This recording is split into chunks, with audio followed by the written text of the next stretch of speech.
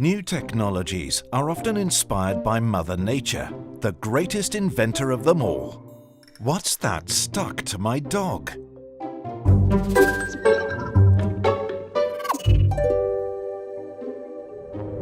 How do inventors invent? They must get their ideas from somewhere. What inspires them? It could be a chance encounter, improbable occurrence, or even a dream the night before. Then again, many ideas are simply staring us in the face. We just need to stop and look. In fact, lots of ideas, which we might end up patenting one day, already exist. Where, we hear you ask? Where you live, where you walk, where you are. Just stop and look around you, at nature. So many inventions and technologies were quite simply inspired by Mother Nature, indisputably the greatest inventor of all. Nature is full of examples which can inspire inventors to come up with more efficient industrial processes. Solutions for noise, technological innovations, you name it. Nature can even help us lower the greenhouse gas emissions humans have been pumping into the atmosphere, harming nature itself. See the irony? Nature even teaches us how to stop hurting it. Taking ideas from nature to develop technology is known as biomimicry, or otherwise said, mimicking biology. For instance, one of the natural phenomena that has become of great interest to computer programmers and engineers is something called swarm logic. Swarm logic is based on the study of social insects, such as honeybees and ants, which evolved by following simple rules at an individual level that can be converted into complex behavior at a group level to the benefit of their society as a whole.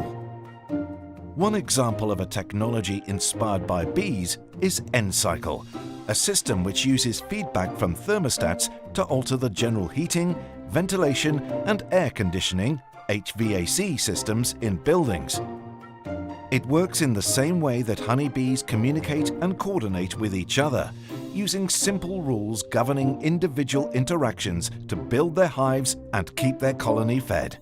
N-Cycle uses swarm logic to synchronize power-hungry HVAC rooftop units on a real-time basis, so that instead of operating in isolation, the units become part of an Internet of Things-based closed-loop system that coordinates their activity, apportioning energy consumption more logically among them. This approach lowers electricity costs, maximizes energy efficiency, and reduces environmental impact, while maintaining comfort in the building. This is important in a wider sense, since buildings are one of the top 5 emitters of greenhouse gases that cause global warming.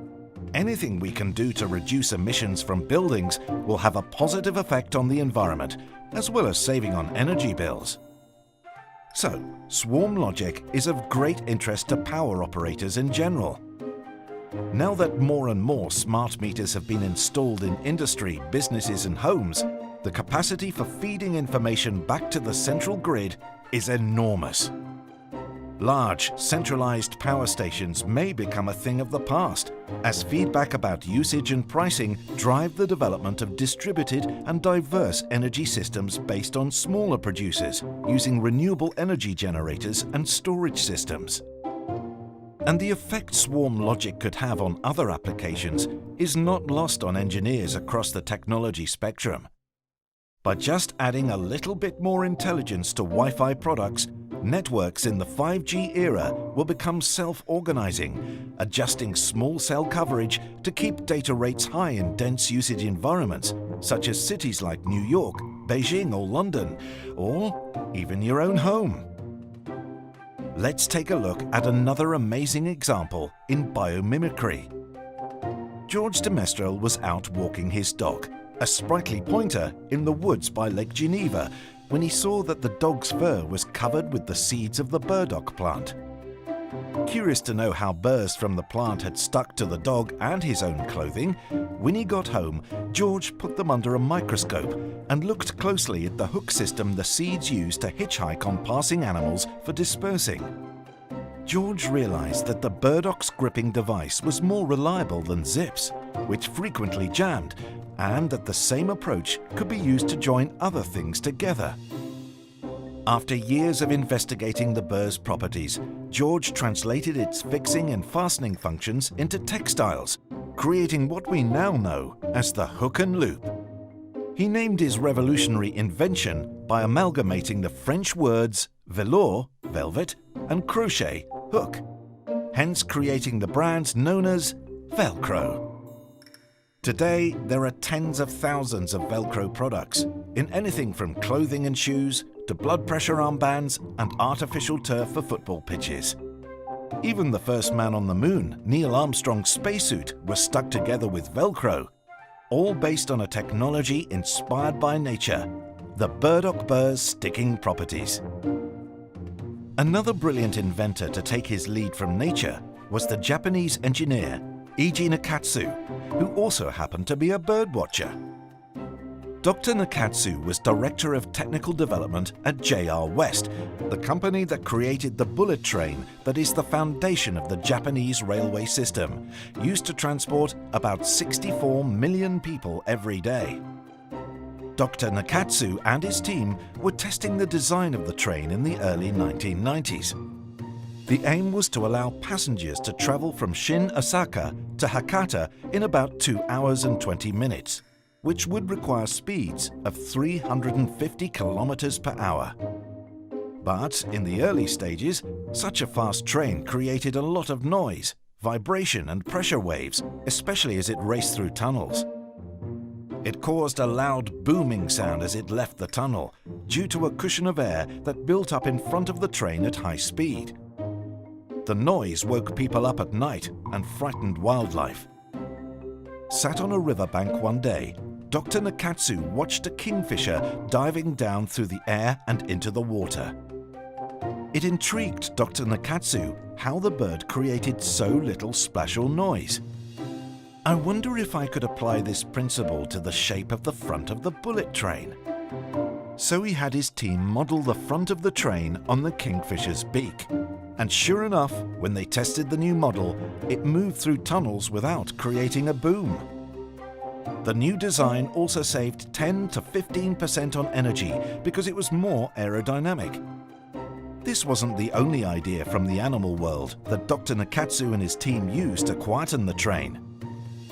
The pantograph, the component that connects the train to its power source, was also vibrating and making a loud noise.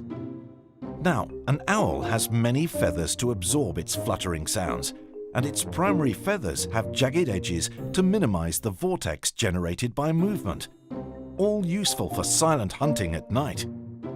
So the train's pantograph was reshaped like an owl's wing, including small serrations, which resulted in no vibrations and, again, quieter impact for people living near the tracks. The supporting frame for the pantograph also had a high degree of wind resistance that resulted in aerodynamic noise.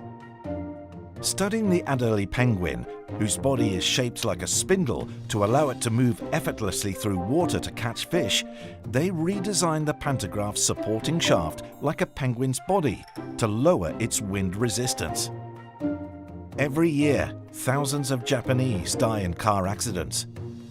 The Shinkansen bullet train is estimated to have saved around 1,800 lives per year by replacing personal travel with mass transit.